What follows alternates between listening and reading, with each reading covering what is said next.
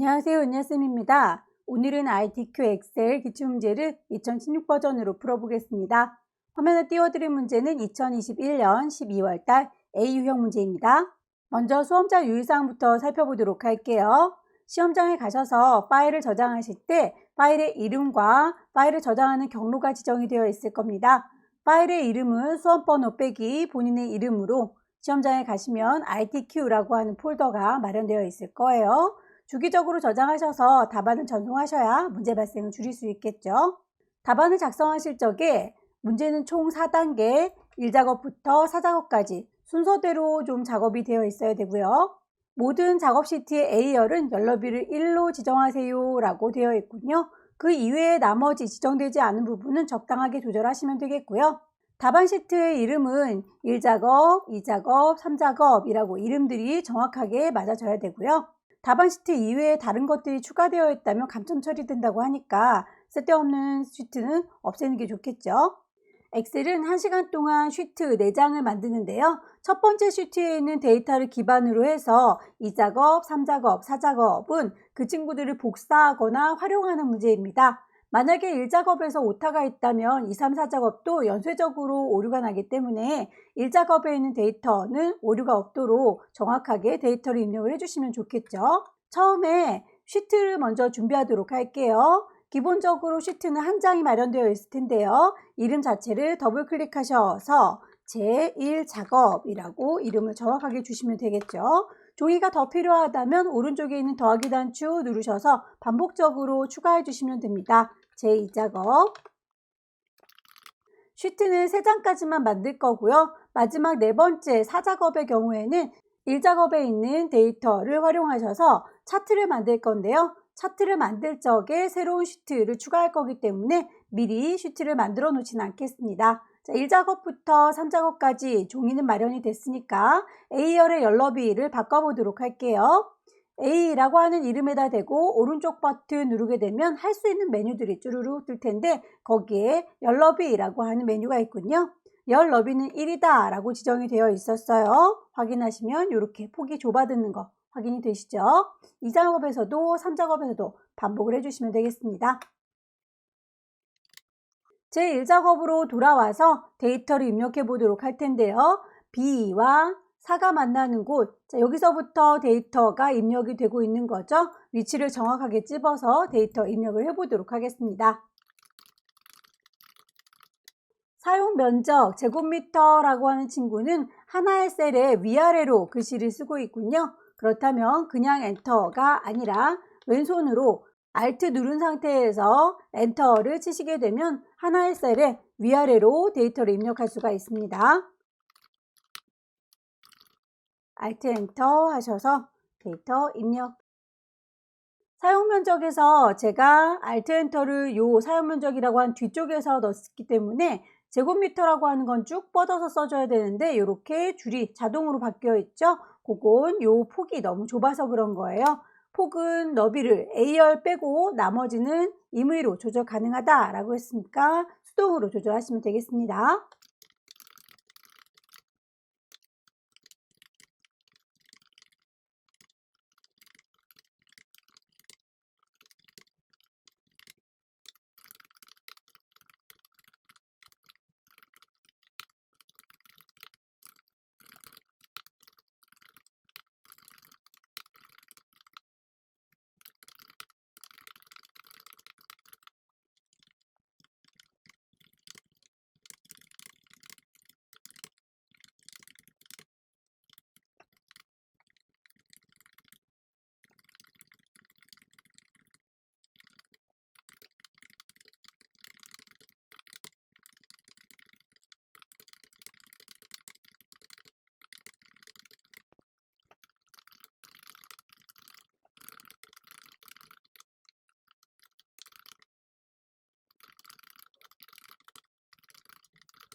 데이터를 입력하시고 나면 폭이 좁은 친구들은 너비를 넓혀주시면 되겠죠. C와 D가 만나는 사이 선에다가 마우스를 정확히 갖다 대시면 양옆으로 움직여요 화살표 보입니다. 클릭하셔서 오른쪽으로 넓이를 조절하시게 되면 폭이 넓어지는 거 확인되시죠? 좁다 싶은 부분은 수동으로 이렇게 조절하시면 되겠습니다.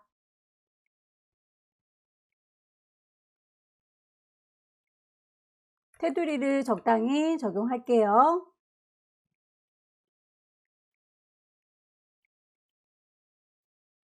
모든 데이터에 서식이 지정이 되어 있네요. 글꼴과 그리고 오른쪽 정렬, 왼쪽 정렬 지성대로 넣으시면 되겠습니다. 글자에 대해서는 홈에 가시고요. 글꼴 맞춰주셔야 되겠죠. 굴림의 11.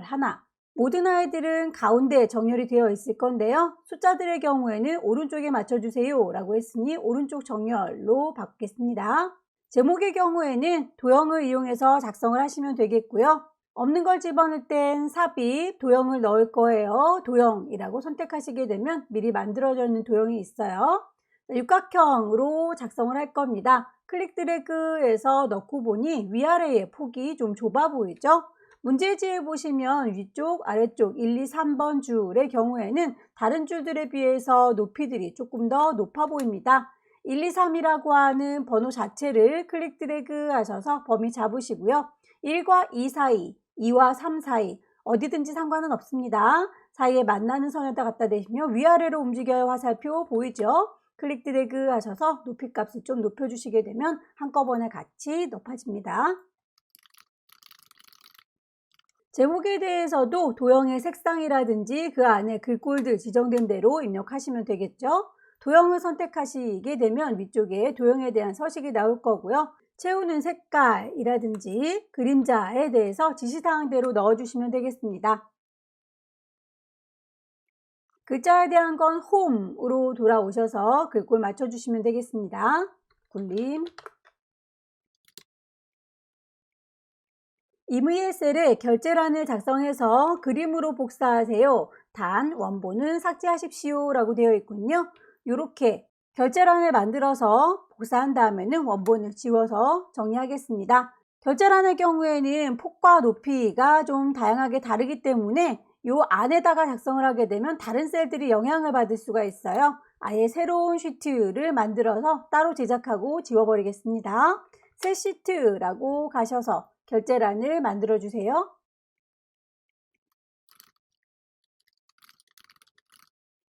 하나의 칸에 위아래로 작성을 할 때 Alt, Enter를 이용한다 라고 했는데 Alt, Enter 이외에도 글자의 방향을 바꿔서 작용을 하실 수도 있으세요. 예를요 라고 선택하셔서 글자를 세로로 쓰기 라고 바꿔주시면 위아래로 제작되는 거 확인이 될 겁니다. 이만큼이요 라고 범위를 잡으셔서 그냥 복사를 하는 게 아니라 홈에 보시면 복사를 하겠다라고 하는 아이콘 보이시죠?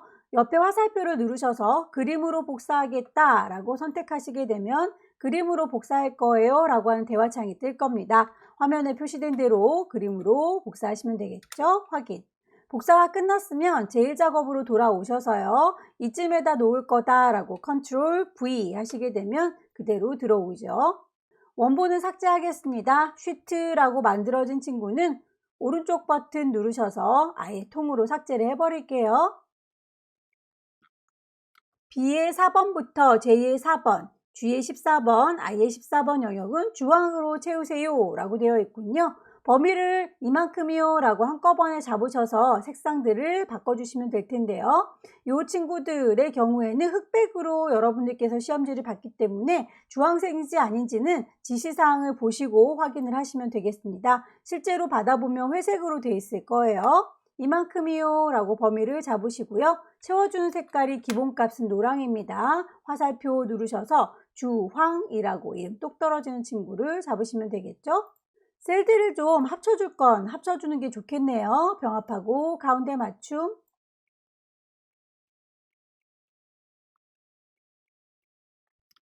유효성 검사를 이용해서 H14번 셀에다가 제품 코드들이 쩌라랑 나타나게 해주세요 라고 했군요. H14번 셀이면 이 친구죠. 자, 여기다가요 라고 위치를 콩 찍을 거고요. 데이터 메뉴에 가게 되면 데이터 유효성 검사라고 하는 메뉴가 있을 거예요. 제한 대상을 목록으로 바꿔주시고요.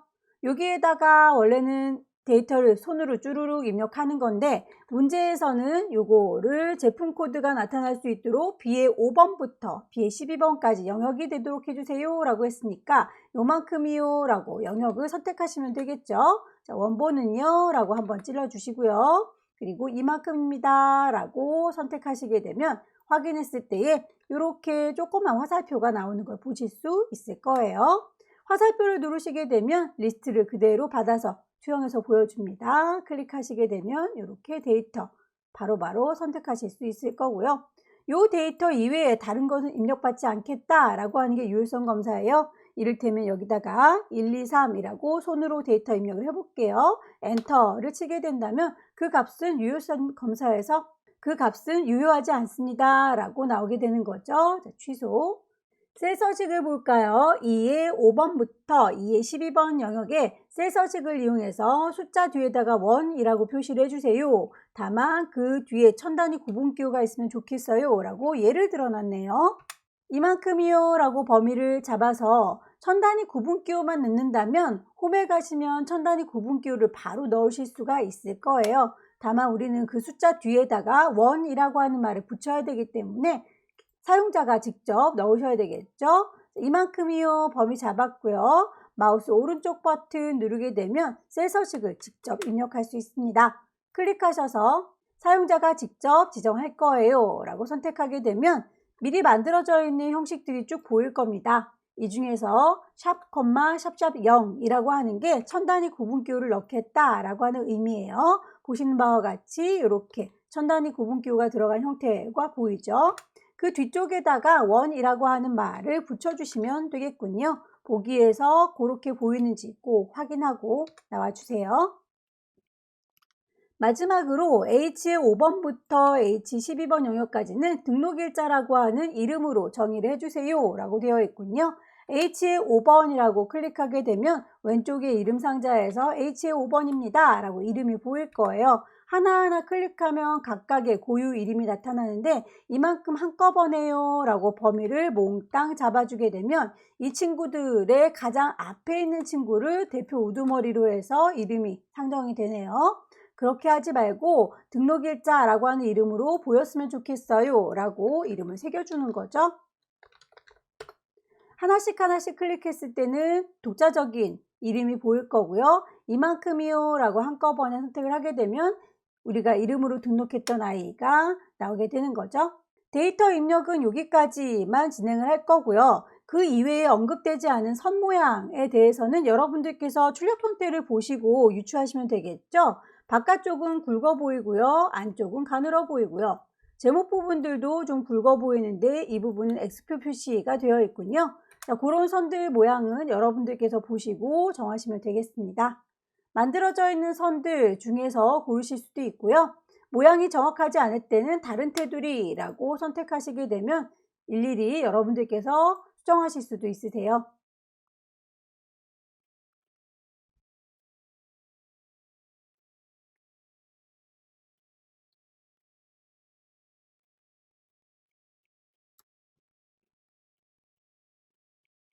데이터 입력이 끝나면 그 아래쪽으로는 함수가 나타나는데요. 함수 문제의 경우에는 6문제가 출제가 됩니다. 맨 마지막에 조건부 서식은 함수랑 별개로 작업을 하실 텐데요. 아무래도 함수 문제는 처음부터 어려운 문제들이 먼저 나오기 때문에 당황하실 수가 있어요. 전체적인 문제를 다 풀고 난 다음에 시간이 남으면 다시 돌아와서 함수를 풀기 권해드립니다.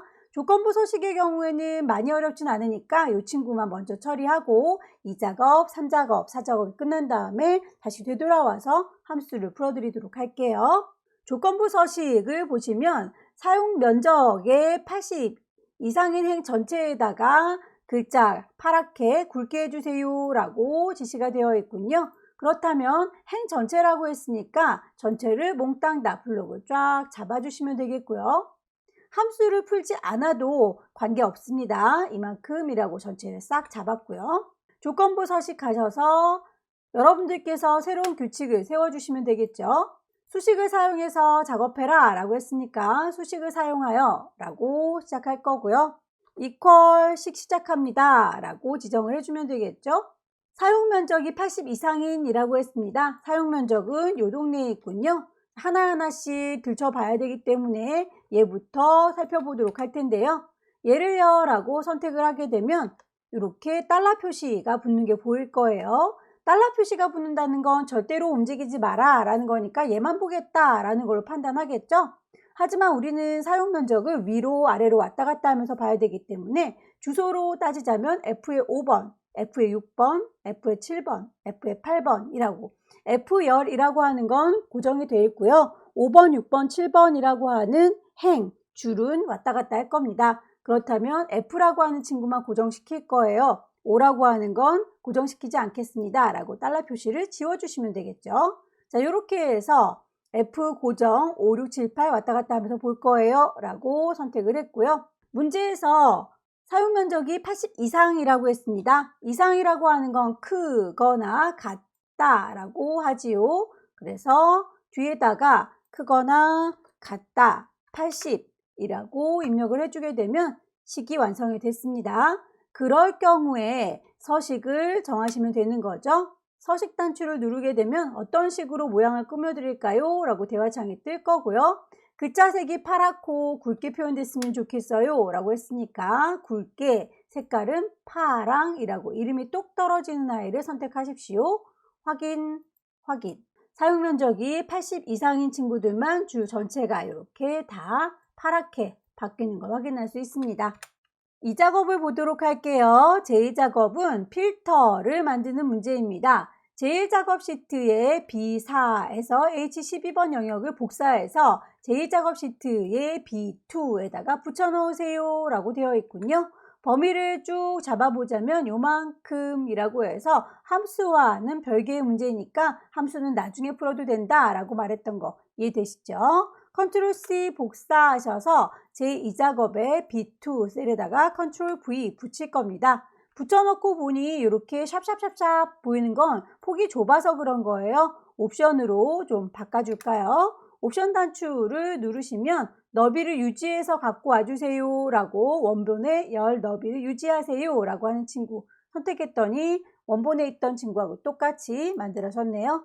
고급 필터는 문제를 분석하는 게 중요한데요. 항상 필터 문제에서는 조건 2가지가 주어질 겁니다. 그 조건을 좀 분석을 해보도록 할게요. 조건 2개에는 2개를 이어주는 접속사가 있을 텐데 제품 코드가 Y로 시작하거나 소비 전력이 300 이하인이라고 지금은 이거나 라고 하는 조건을 줬군요. 그렇다면 이 둘 중에 하나를 만족하면 좋아요 라고 오화 조건을 쓸 수 있다라는 거예요. 만약에 제품 코드가 Y로 시작하고 그리고 소비 전력이 300 이하인이라고 한다면 AND 조건 둘 다 만족해야 돼요 라는 걸로 이해하겠죠. 우리에게 지금 필요한 건 오화 조건이군요. 그럴 경우에는 조건을 서로 다른 줄에다 써야 된다라고 일단 외워두시고요. 그 조건이 Y로 시작하거나 라고 했습니다. Y로 시작한다 라고 하는 건 Y가 맨 앞쪽에 있고 뒤에 별별 I가 있어도 된다 라는 뜻인 거고요. 혹시라도 문제에서 Y로 끝난다 라고 하면 Y가 맨 뒤에 있고 그리고 그 앞쪽에는 별별 I들이 있어도 되는 거죠. Y를 포함한다 라고 하면 Y가 중간에 낀가 있는 거죠. 그리고 앞뒤로 별별 I들이 와도 돼요 라고 인식하면 되겠네요. 300 이하인이라고 하는 조건을 보시게 되면 이상은 크거나 같다 라고 이해를 하시면 되는데 이하니까 반대로 작거나 같다 라고 해서 기호를 좀 하나만 외워주시면 되겠죠. 크거나 라고 해서 크라고 그러면 반대로 생각하시면 되겠죠. 작거나 같다 하니까 우리한테 필요한 건 요거겠네요. 자, 전체적으로 필요한 내용들 다시 확인할게요. 시작하거나 라고 했으니까 오화 조건 서로 다른 줄에다 쓰는구나. Y로 시작이라고 했으니까 Y로 시작. 그리고 300 이하인이라고 했으니까 이하면 요거 조건을 한번 만들어 보도록 할게요. 우선 조건 2개가 있다고 했죠. 제품 코드라고 하는 조건이 하나 있고요. 소비 전력이라고 하는 조건이 하나 있을 거예요. 제품 코드가 Y로 시작한다 했으니까 Y 뒤에 별별 I들이 와도 돼요. 하지만 그걸 이거나 라고 했으니까 바로 옆에다가 조건을 쓰는 게 아니라 여기다 쓰시면 안 돼요. 한 줄 더 밑으로 내려가셔서 거기에서 소비 전력은 이하, 작거나 같다 300이라고 쓰셔야 됩니다. 보시면 전체적으로 이런 식으로 조건을 만들어 주시면 되는 거죠. 조건의 범위는 B의 14번 셀부터 입력을 하시고요. 복사해서 결과물 나타낼 때는 B의 18번 셀에 나타나도록 해주세요. 근데 그 자료는 제품명, 제조사, 가격, 그리고 사용 면적 요 4가지 항목만 데이터를 추출하세요 라고 했군요.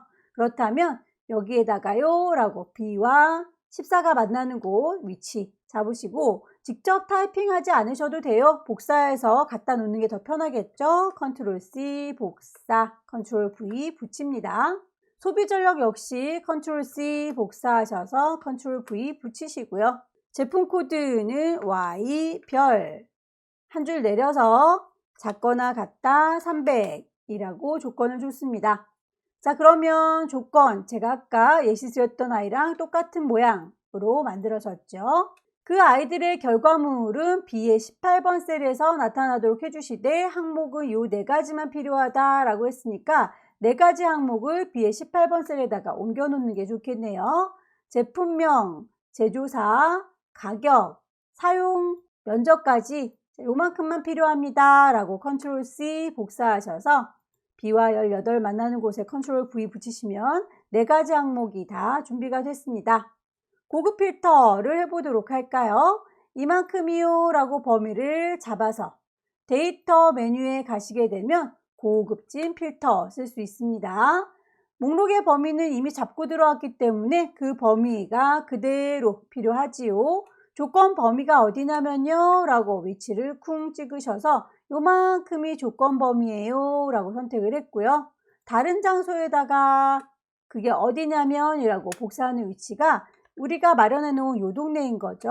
이만큼이요 라고 범위를 잡아서 확인 단추 누르시게 되면 결과값이 이렇게 나오게 될 거예요. 둘 중에 하나만 만족해도 데이터 결과물로 나오기 때문에 종류가 좀 많이 나왔네요. 자, 이만큼이라고 결과 나온 거에 대해서 표 서식을 만들어줘라 라고 하는 2번째 조건이 있군요. 고급 필터의 결과 셀은 채우기가 없음으로 설정한 다음에 라고 되어 있네요. 지금은 주황색 색깔이 채워져 있는 중인 거죠. 색깔 채워지는 건 홈에 가셔서 채우는 색깔이 없어요 라고 하셔야 채워졌던 색깔들이 사라질 거고요. 거기에 대해서 표 스타일을 보통의 6번 서식으로 적용하세요 라고 했군요. 표 스타일을 가보도록 할게요. 표에 가시면 표 스타일 보통 6이라고 이름이 똑 떨어지는 아이를 선택하시면 되겠죠. 콩 찍으시게 되면 반딱반딱 이 범위를 그렇게 해드릴까요? 확인하게 되면 색상이 들어갈 거고요. 머리글행과 줄무늬행을 적용하세요 라고 되어 있네요. 디자인을 보시게 되면 머리글에 V체크가 되어 있고요. 줄무늬에 V체크가 되어 있어요. 그거는 기본값으로 설정되어 있는 거기 때문에 그대로 두시면 되겠습니다. 세 번째 작업은 피벗 테이블이로군요. 피벗 테이블은 제일 작업 시트 이용하여 라고 되어 있네요. 복사하는 내용은 아니군요. 잘 범위 잡아서 이용을 하시면 되겠고요. 제3작업에다 붙여놓는 것도 아니죠. 결과물이 제3작업에 나타날 수 있도록 지정을 하시면 되겠습니다. 범위를 잘 잡아야 될 텐데요. 이 작업에서 범위 잡았던 그 필터링에 필요한 데이터를 똑같이 범위 잡아서 피벗 테이블로 활용하시면 되겠습니다. 이만큼이요 라고 범위를 잡아주시고요. 없는 걸 집어넣는 건 삽입이라고 하는 메뉴에 가시면 피벗 테이블이 있을 거예요. 피벗 테이블의 경우에는 범위를 잡고 들어갔기 때문에 반딱반딱 요 범위에 불만이 없을 거고요. 기존의 워크시트 제3작업에다 놓을 거니까 기존 워크시트라고 탭을 바꿔주시면 되겠고 그 위치가 어디인지를 지정해 주시면 되겠죠. 제3작업에 B와 E가 만나는 곳 여기서부터 작성이 됐으면 좋겠어요 라고 확인하시게 되면 피벗 테이블을 만들 수 있도록 준비가 됩니다. 필요한 항목들에 대해서는 문제에서 제시가 되어 있죠. 소비 전력 및 제조사별 제품명의 개수와 사용 면적의 평균을 구하세요 라고 했으니까 요 4가지의 항목이 필요한 거예요. 맨 앞쪽에 있는 친구를 행으로 써 먹을 거고요. 그 다음에 있는 친구들은 열로 써먹을 겁니다. 그 뒤쪽에 있는 두 가지는 개수와 평균을 계산을 해주는 거니까 값에다가 가져다 놓으시면 되겠죠.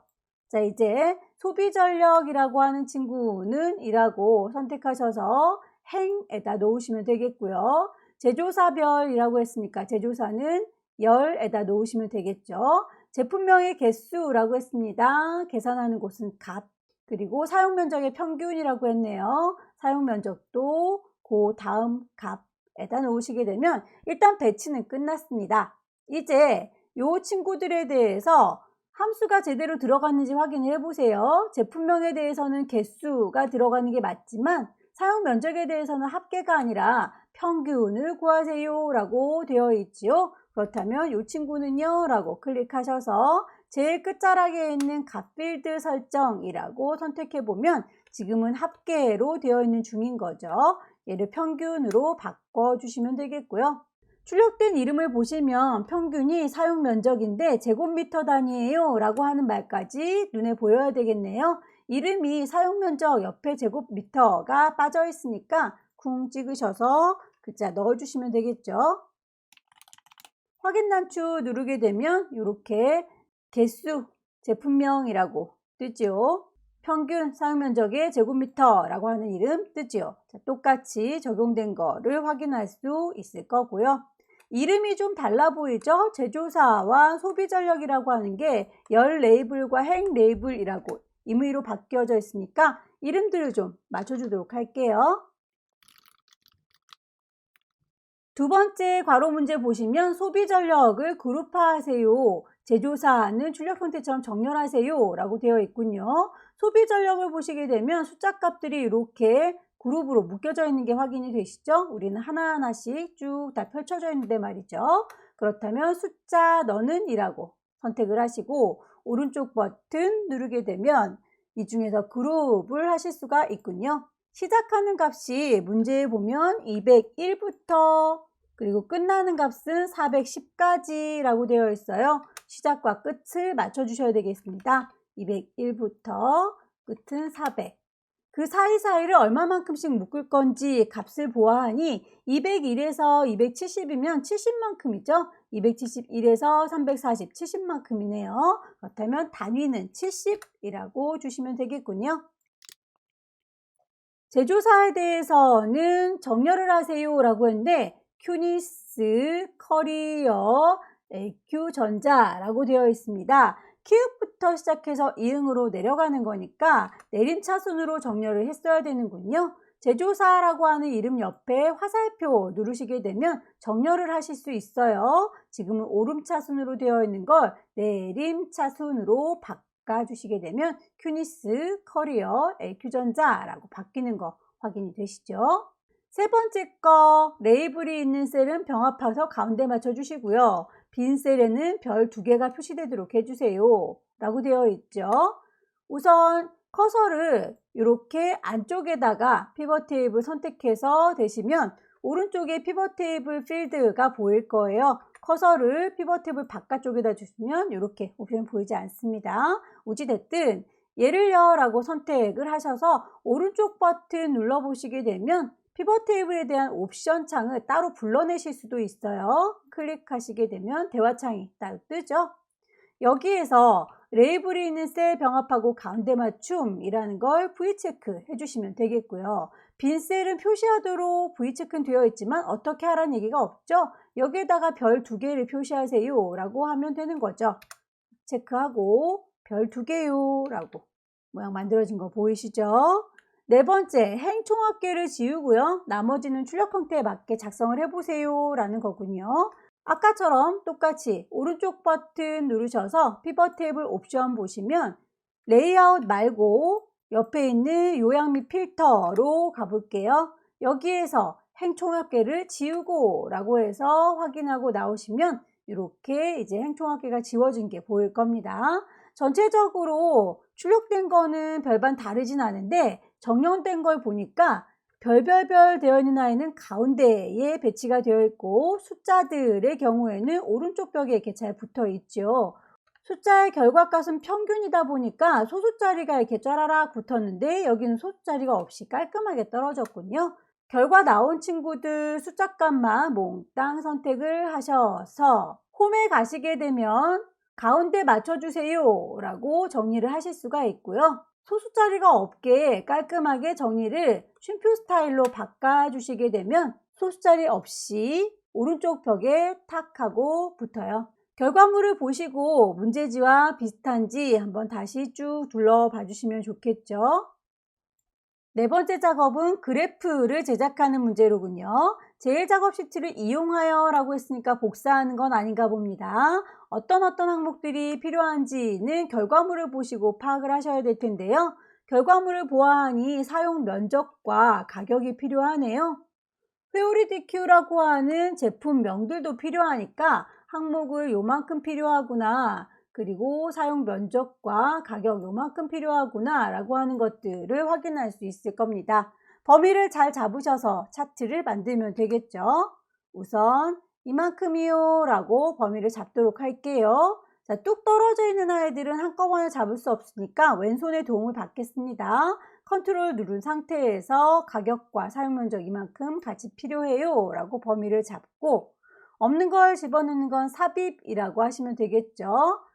서 있는 세로막대형 고르시면 되겠습니다. 묶은 세로막대형으로 만들고 나서 보니 데이터의 범위는 1작업 시트에 있는 내용을 잘 작업해서 새로운 시트로 이동하고 4작업으로 옮겨주세요 라고 했군요. 차트를 작업하고 계시면 차트에 대해서 이렇게 이동할 수 있는 메뉴가 끝자락에 있을 거예요. 차트 이동 단추를 누르시고 새로운 시트를 만들면 될 텐데 그 이름이 제 4작업이다 라고 만들어 주시면 되겠죠. 마지막에 다시 한번 더 언급이 되어 있어요. 꼭꼭꼭 제1, 2, 3, 4 작업의 순서대로 작성을 하셔라 라고 했는데 제4작업이라고 하는 게 이렇게 맨 앞쪽에 와 있군요. 그 아이를 맨 끝자락으로 이동을 꼭 시켜줘라 라는 얘기예요. 제4작업 쭉 드래그 하셔서 3작업 뒤에다가 옮겨 놓는 거 잊지 마시고요.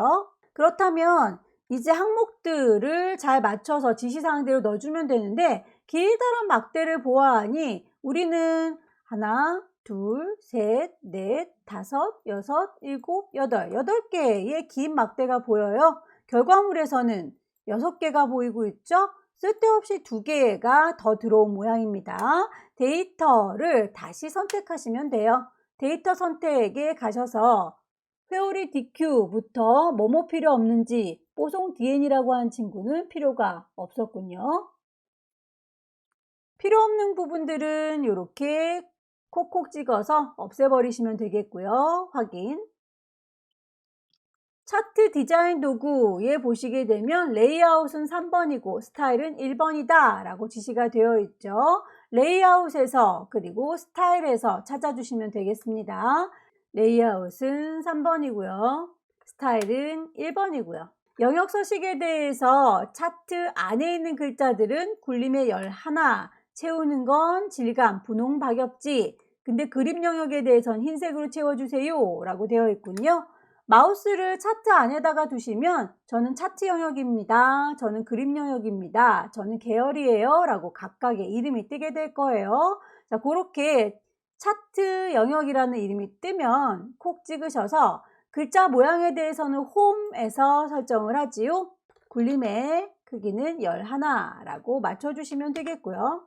채워주는 건 차트로 넘어가시면 되겠고 하나하나 디자인들을 수정할 겁니다. 서식에 가셔서 채워주는 거는 어떻게 해요? 색깔이 아니라 질감으로요. 분홍 박엽지라고 하게 되면 전체적으로 분홍색이 씌워지죠. 그림 영역이라고 하는 친구 역시 선택하셔서 채워주는 걸 흰색으로요 라고 지시되어 있는 대로 적용을 하시면 되겠습니다. 제목에 대해서 입력하시고 글꼴 적용하시면 되겠네요. 글자에 대한 건 홈으로 돌아오셔서 글꼴 맞춰주시면 되겠죠. 굴림에 굵게 20. 채우거나 테두리를 넣는 건 글자가 할 수 있는 일은 아니죠. 다시 차트에 하나하나 모양새 바꿔주는 걸 서식이라고 해요. 서식에 가시면 채워주겠습니다. 흰색. 윤곽선이 있어요. 무슨 색이라고 얘기하진 않았습니다. 그냥 까매 보이니까 깜장색으로 두시게 되면 제목이 끝났죠. 가장 지시사항이 많은 7번 보시면 가격 계열의 차트 종류를 표식이 있는 꺾은 선으로 바꿔주세요 라고 했습니다. 가격 계열이라고 하면 이 파란색의 막대를 얘기하는군요. 자, 얘를요 라고 선택, 오른쪽 버튼 누르게 되면 차트의 종류를 변경하실 수가 있으시고요. 가격에 대해서 표식이 있는 꺾은 선형으로 변경하고 보조축을 지정하세요 라고 했으니까 지시대로 맞춰주시면 되겠죠. 표식이 있는 꺾은 선, 보조축. 출력 형태를 참조해서 세모와 크기 10, 레이블값 표시하세요 라고 되어 있어요. 보시면 이렇게 숫자값 들어있는 거, 이게 레이블 값이고요. 사이사이에 찍혀있는 요 동글동글한 친구가 결과물에 보시면 이렇게 세모세모한 모양인 거죠. 그런 것들 하나하나 맞춰달라는 얘기예요. 우선 동글동글한 친구 얘부터요 라고 선택을 해볼게요. 그 친구에 대해서 오른쪽 버튼 누르면 데이터 계열 서식이라고 보일 거예요. 클릭하셔서 서식을 하나하나 모양 바꿔줄 수 있는 옵션이 뜰 텐데요.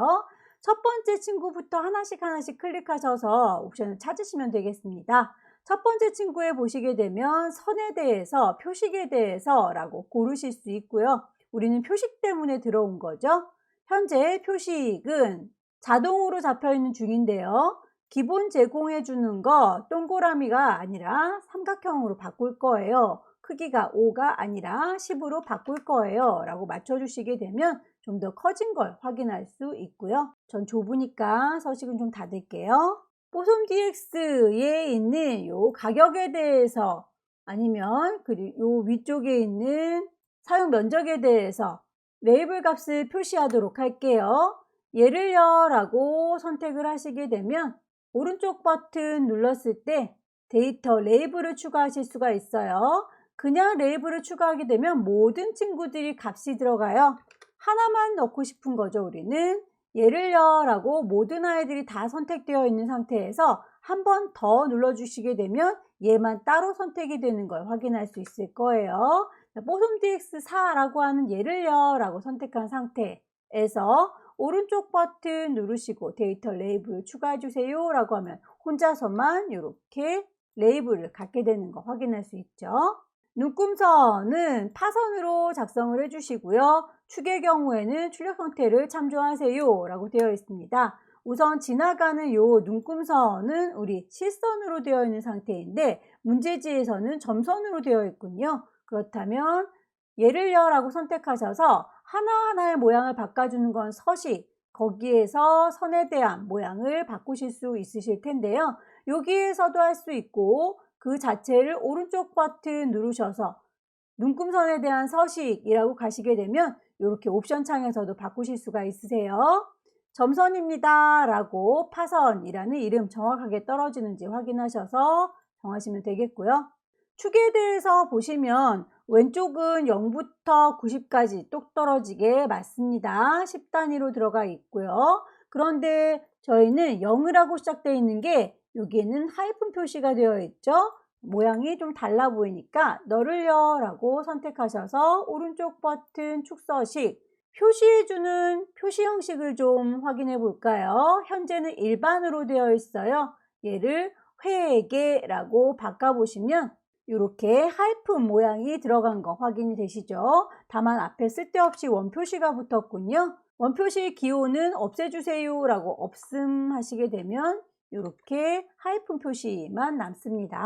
마찬가지로 자 오른쪽에 있는 보조축도 0원부터 60만 원까지 라고 하는 거는 똑같은데 사이사이가 15만 원 단위인 거죠. 우리 건 10만 원 단위이니까 그 값이 좀 다르군요.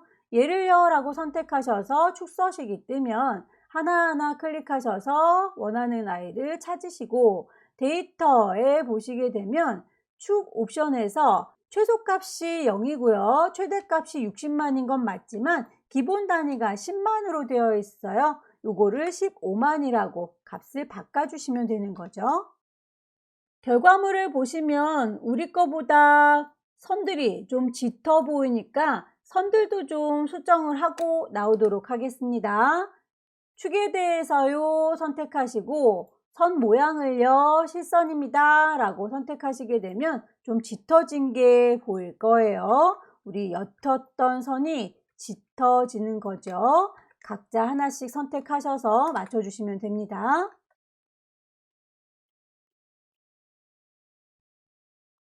법례에 대해서 명을 바꿔주세요 라고 되어 있는데 법례명은 가격이라고 하는 거에는 불만이 없네요. 사용 면적이라고 하는 제곱미터가 양옆으로 쭉 뻗어 있으면 좋겠나 봐요. 우리는 위아래로 되어 있는 거죠. 다른 친구들의 경우에는 다 너를 이라고 선택하셔서 오른쪽 버튼 서식 가시게 되면 하나하나 눌러보면 변경할 수 있는 거리들이 있었는데 법례의 경우에는 법례 서식에서 변경할 수 없는 내용입니다. 그 친구는 차트 메뉴에 가시게 되면 데이터 선택이라고 하는 옵션에 가셔서 이름이 마음에 들지 않는 중인 거죠. 자, 사용 면적이라고 하는 이름을 선택했더니 편집할 수 있게 뜨는군요. 편집이라고 눌러주시면 이거 위아래로 쓴 거 요거 갖다 쓴 건데요 라고 이 친구가 경로를 알려주고 있죠. 자, 그 모양이랑 다르게 나는 쭉 뻗게 쓰고 싶은 거예요. 따로 입력을 하면 되겠죠. 확인 단추 누르시게 되면 이렇게 문제지와 똑같이 양옆으로 쭉 뻗어서 정리가 된 거를 확인할 수 있을 거고요. 도형을 넣어서 마무리 짓도록 할까요? 없는 걸 집어넣는 건 삽입, 도형을 넣을 겁니다. 도형. 모양을 정확하게 잘 찾으셔서 그려주시면 되겠죠.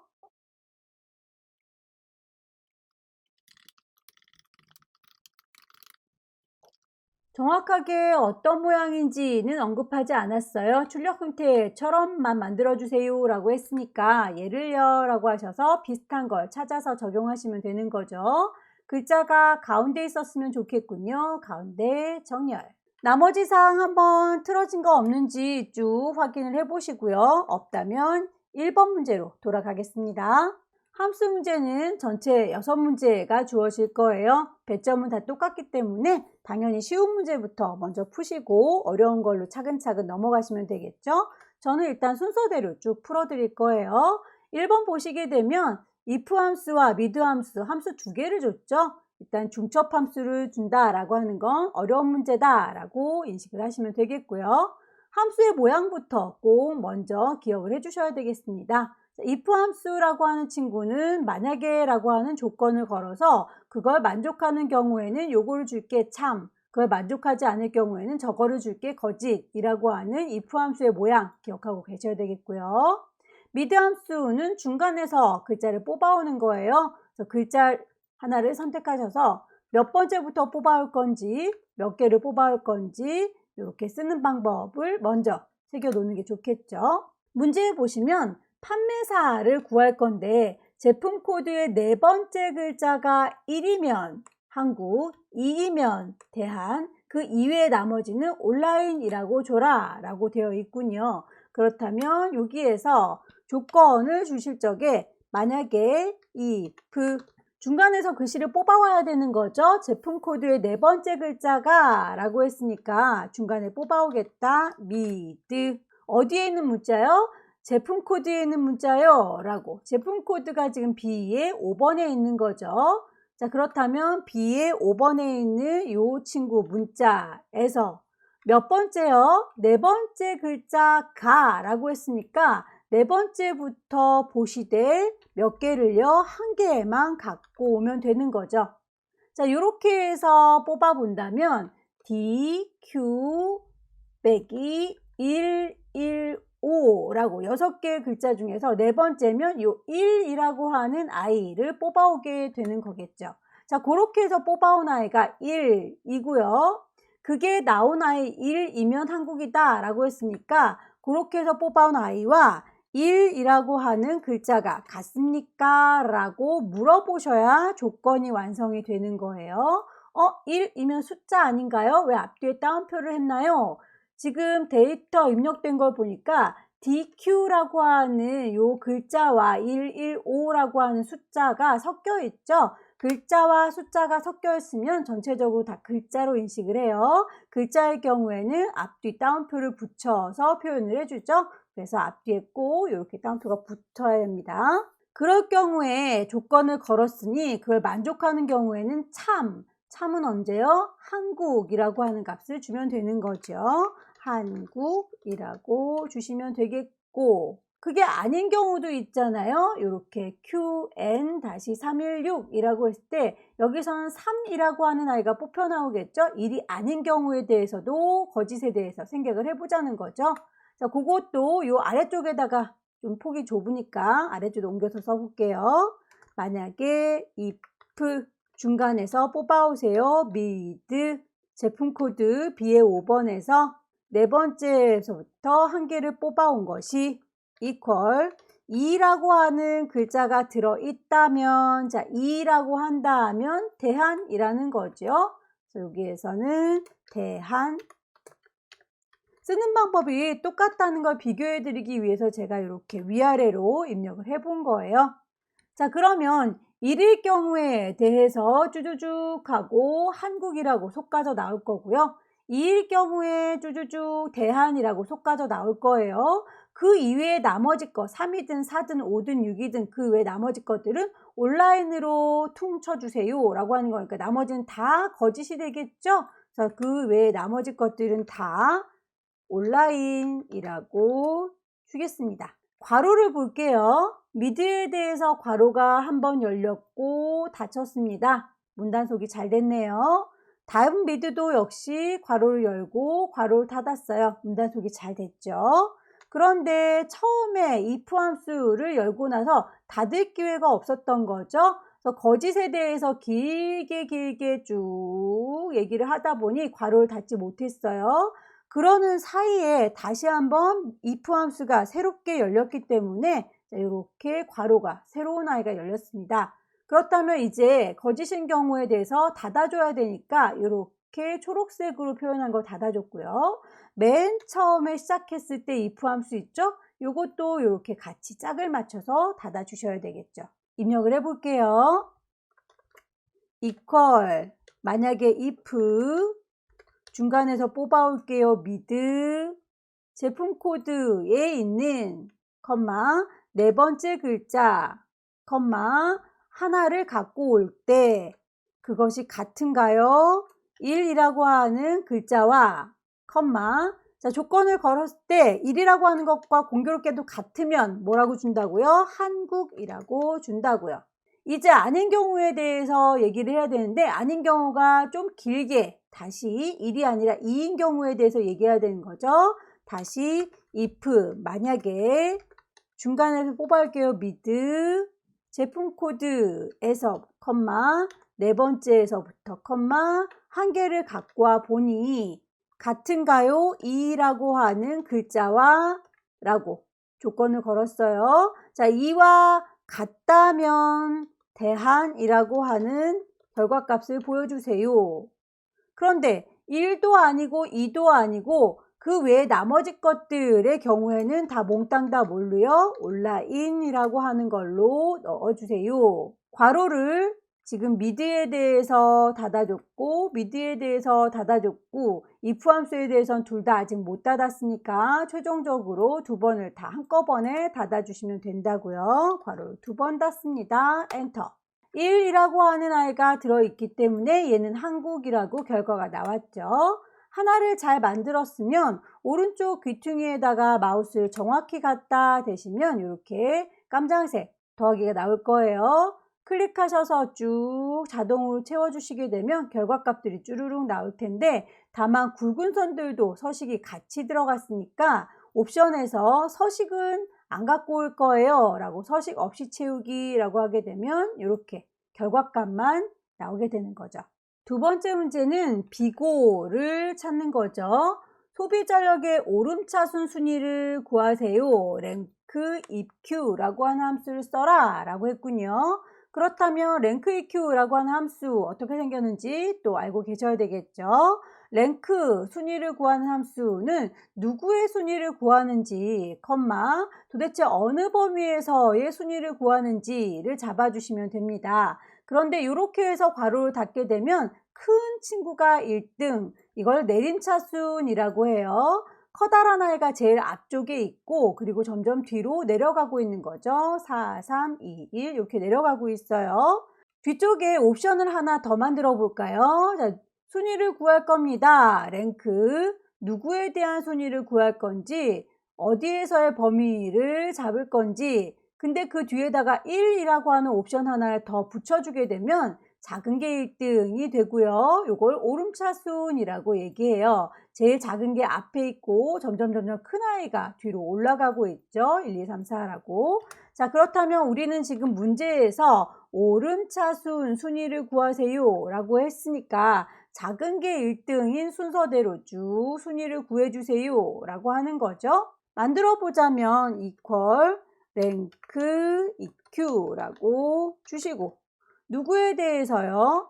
소비 전력에 대해서요 라고 했습니다. 소비 전력이면 얘인 거죠. 자, 얘는 G에 5번에 있어요 라고 누구는 선택했고요. 범위는 그 친구를 포함해서 있는 얘들 중에서 몇 등인지가 궁금한 거잖아요. 그렇다면 G의 5번부터 G의 12번 이 영역에서 얘가 몇 등인지 궁금한 거예요. 다만 이대로 끝내버리는 게 아니라 컴마 오름차순의 경우엔 뒤에 1이라고 하는 옵션을 더 붙여주세요 라고 했으니까 이렇게 잡아주시면 될 텐데요. 여기에서 순위를 한 명만 구할 것 같으면 이대로 두셔도 되겠지만 앞서서 1번 문제에서 하나를 잘 풀어서 자동으로 쭉쭉쭉쭉 채워줬던 것처럼 비고도 하나를 잘 풀어서 자동으로 쭉쭉쭉 채워줄 거예요. 자동 채우기를 하게 되면 범위가 달라지기 때문에 순위를 구하는 누구는 계속 달라질 수 있죠. 얘가 몇 등인지, 제가 몇 등인지, 이 친구는 몇 등인지 계속 누구를 구하는 순위는 달라지겠지만 이 전체 범위라고 하는 그 범위만큼은 달라지면 안 되기 때문에 달라지지 못하도록 절대값 표시, 달러 표시를 넣어주시면 돼요.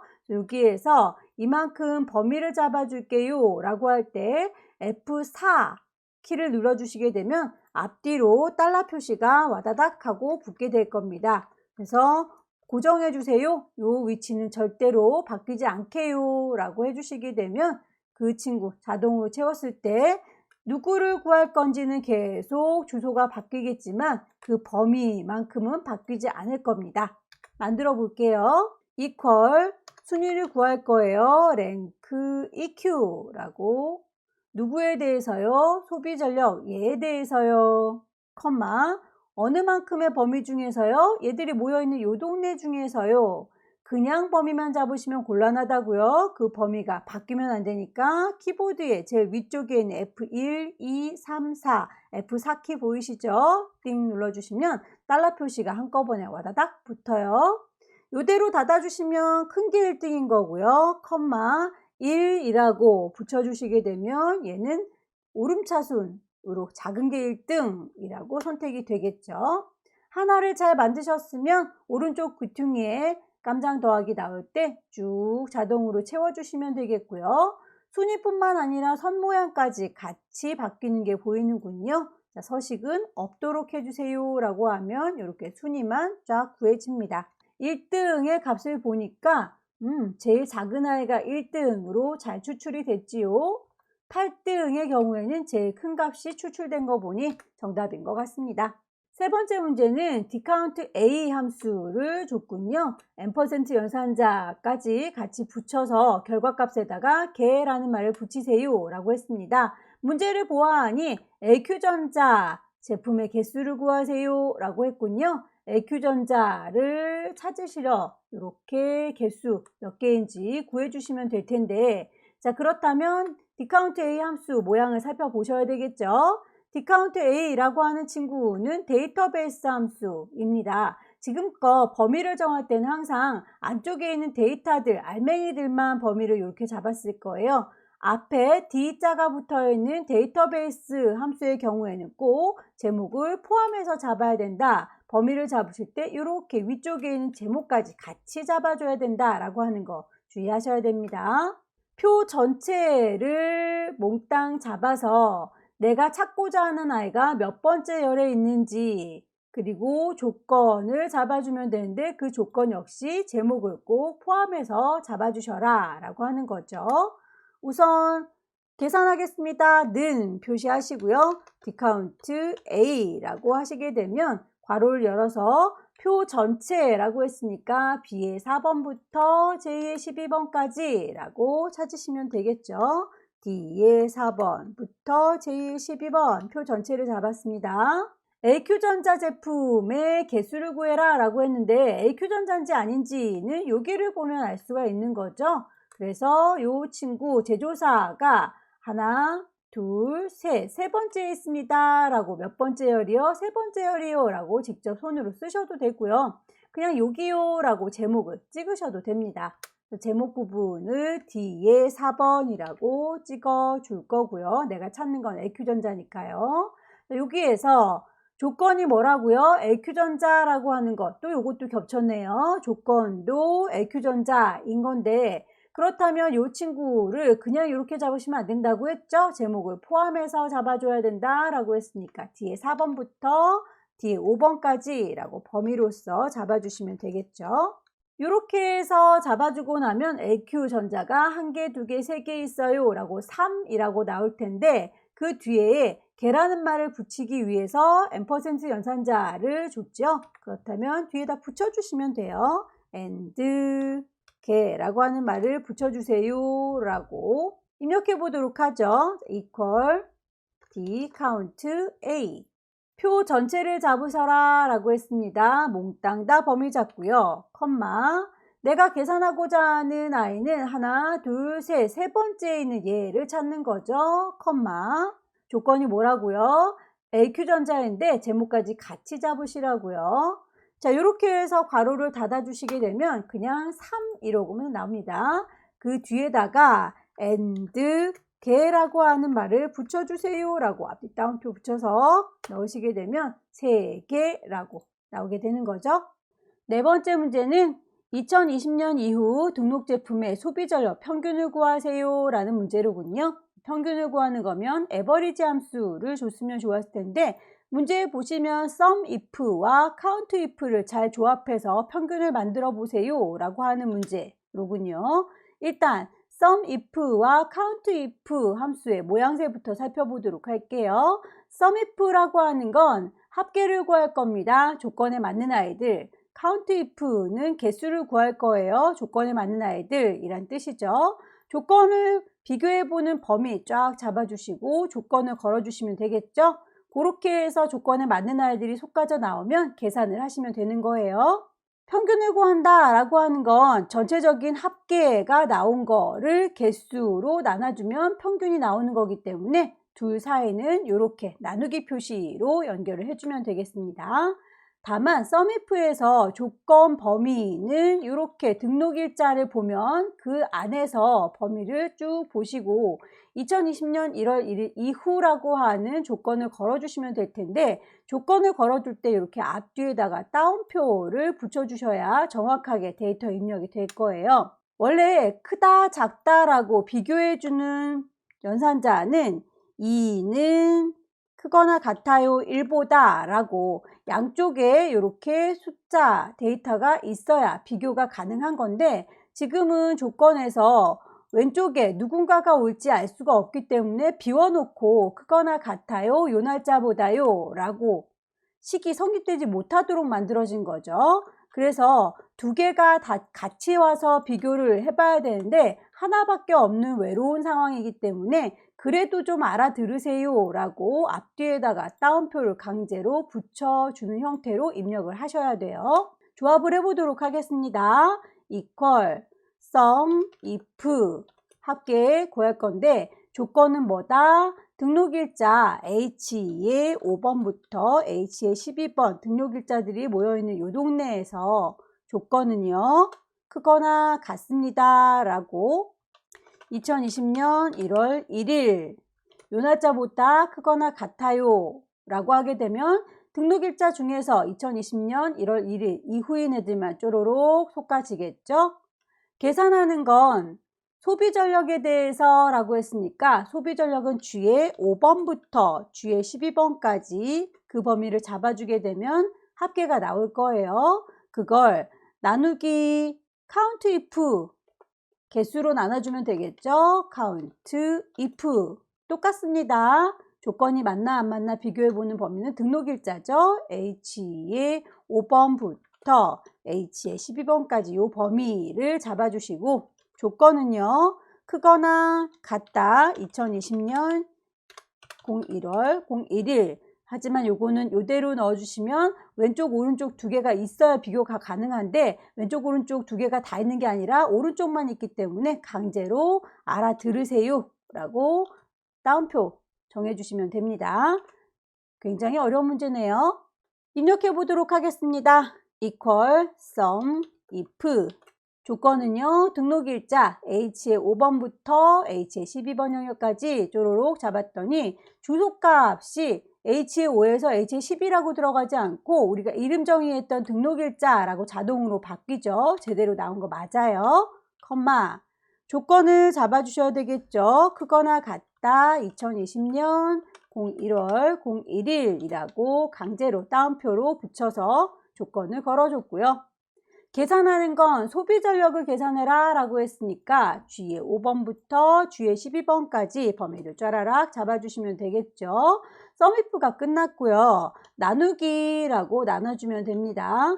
count if 조건 범위 등록일자 이만큼이죠 라고 H의 5번부터 H의 12번까지 쫙 잡았더니 등록일자 라고 이름 정의된 거 그대로 들어간 게 보일 겁니다. 컴마 조건은 똑같죠. 그거나 같다. 2020년 1월 1일 앞뒤로 따옴표 붙이는 거 잊지 마시고요. 괄호 닫아서 마무리해 주시게 되면 결과값이 311이라고 나오게 되는군요. 다섯 번째 문제에는 최대 사용 면적을 구하는 문제로군요. 맥스 함수를 줬네요. 맥스 함수는 기본 함수죠. equal 맥스 제일로 큰 걸 구하세요 라고 함수 이름 주시고요. 사용 면적에 대해서요 라고 했으니까 사용 면적 범위를 쫘라락 잡아주시게 되면 바로 결과값이 나올 거예요. 6번으로 넘어가죠. 여섯 번째 문제는 H의 14번 셀에서 선택한 제품 코드에 대한 가격을 구하세요 라고 VLOOKUP 함수를 줬네요. VLOOKUP 함수의 모양새 살펴보셔야 되겠죠. VLOOKUP이라고 하는 친구는 누구를 도대체 찾는 거냐 찾기 함수입니다. 어디서 찾을 건지 범위를 잡아주시면 되는데 그 범위 중에서 내가 찾고자 하는 게 몇 번째 열에 있는지 완전히 똑같은 아이를 찾는 거면 0, 비슷한 아이를 찾는 거면 1이라고 주면 되겠죠. 지금은 완전히 똑같은 아이를 찾을 거니까 옵션을 0으로 줄 거예요. equal VLOOKUP 문제에서 제시하고 있죠. 누구를 찾으라고요? H14번을 찾으라고요. H의 14번, 컴마. 어디서 찾으라고요? 제품 코드에 대한 가격을 구하세요 라고 했으니까 제품 코드는 여기 있고요. 가격은 저기 있죠. 자, 요 동네에서 찾으시면 되는 거네요. 데이터베이스 함수가 아니니까 제목을 잡으시면 안 됩니다. 알맹이들만 쭈루룩 잡을 거예요. 그 중에서 내가 몇 번째 열에 있는 걸 찾는다고요? 하나, 둘, 셋, 네 번째 열에 있는 아이를 찾는 거죠. 그렇다면 범위는 B의 5번부터 E의 12번 요 범위에서 몇 번째 열에요? 네 번째 열에요. 똑같은 아이를 일치하게 찾아주세요. 0이라고 하시면 되겠죠. 그대로 입력해 보도록 할까요? equal VLOOKUP 누구를요? H의 14번 얘를 찾아요. 컴마 범위 제품 코드에서 가격까지 요 범위에서 찾는 거죠. 컴마 나는 지금 가격을 찾는 거니까 몇 번째에 있다고요? 네 번째에 있다고요. 컴마 완전히 똑같은 아이를 찾는 거면 0이라고 하는 옵션을 준다. 옆에 있는 옵션에서 유사하게 일치, 정확히 일치, 펄스라고 하는 아이 요거 선택하셔도 같아요. 엔터. 제품 코드라고 하는 친구를 바꿔보도록 할까요? DQ115라고 하는 아이는 482,000원인데 얘를 콩 찍어서 DQ315라고 하는 걸로 바꿨더니 453,380원이라고 나오는 거 똑같죠? 그렇게 잘 찾아주면 완성된 겁니다. 지금까지 2021년 12월달 A 유형 문제 함께 풀어봤습니다. 이번에는 4번 문제가 좀 많이 힘드셨을 것 같아요. 너무 어려운 문제 때문에 스트레스 받지 마시고요. 틀려라 라고 내는 문제는 속편하게 틀리는 것도 한 가지의 방법입니다. 전체 500점 중에서 400점까지만 받으시면 A등급 나오기 때문에요. 함수 한두 문제 틀렸다고 해서 A등급을 놓치지는 않으실 거예요. 천천히 연습하셔서 내년에는 꼭 자격증 취득하시길 기원합니다. 수고 많으셨습니다.